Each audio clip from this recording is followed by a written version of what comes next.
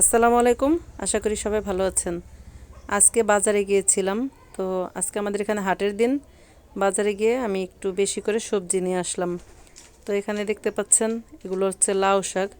লাউ শাকগুলো আমার মামাতো বোন দিয়ে গেল, ওদের গাছের লাউ শাক।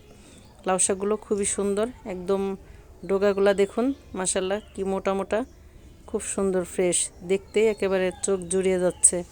তো আমি এই লাউ শাকগুলো একটু সিম আর আলু দিয়ে ভাজি করবো। আর এই যে দেখতে পাচ্ছেন ছোট ছোট যে লাউগুলো, এগুলো আমি রেখে দিয়েছি। তার একটি কারণ হচ্ছে, ছোটোবেলায় আমার মেয়ে যখন আমরা ঢাকায় ছিলাম, বাজার থেকে আসলে শুধু যেই ডগাগুলোতে বেশি বেশি লাউ থাকে এগুলো আমি দেখে বেছে বেছে কিনতাম, কারণ আমার মেয়ে এগুলো দিয়ে খেলতো। সে লাউয়ের ডগা যদি আমি আনতাম, সেগুলোতে যদি লাউ না থাকতো, তো আমার মেয়ে আমার সাথে খুবই কান্নাকাটি করতো। এর জন্য আমি সবসময় লাউ শাক কেনার সময় আমি একটু বেশি বেশি যেগুলোতে লাউ ধরে থাকে ছোট ছোট, এগুলো দেখেই কিনতাম। তো আমি আজকে ডিম রান্না করব। ডিম রান্না করার জন্য আমি এখানে দেখতে পাচ্ছেন অনেক রকমের মশলা মিলিয়ে ব্লেন্ড করে নিয়েছি। তো ডিম রান্না বলতে এগুলো হচ্ছে ডিমের কবাব, আমাদের আঞ্চলিক ভাষায় ডিমের কবাব বলা হয়। যে সব ধরনের মশলা, আস্ত ধনিয়া, এগুলো দিয়ে আমরা ব্লেন্ড করে থাকি বা পাটায় বেটে থাকি।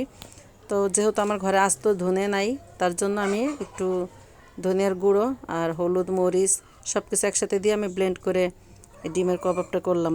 আর এই যে দেখতে পাচ্ছেন মামা বাড়ি থেকে পাওয়া যে লাউ শাক, সেই লাউ শাক দিয়ে আমি এটা একটা ভাজি তৈরি করতেছি। তো এই যে লাউ শাকের কালারটা দেখুন, লাউ শাক সিদ্ধ করার পরে কালারটা মাশাআল্লাহ কতটা সুন্দর লাগতেছে। আর এখানে আমি এখন একটু রসুন আর একটি পেঁয়াজ কুচি করে নিয়েছি।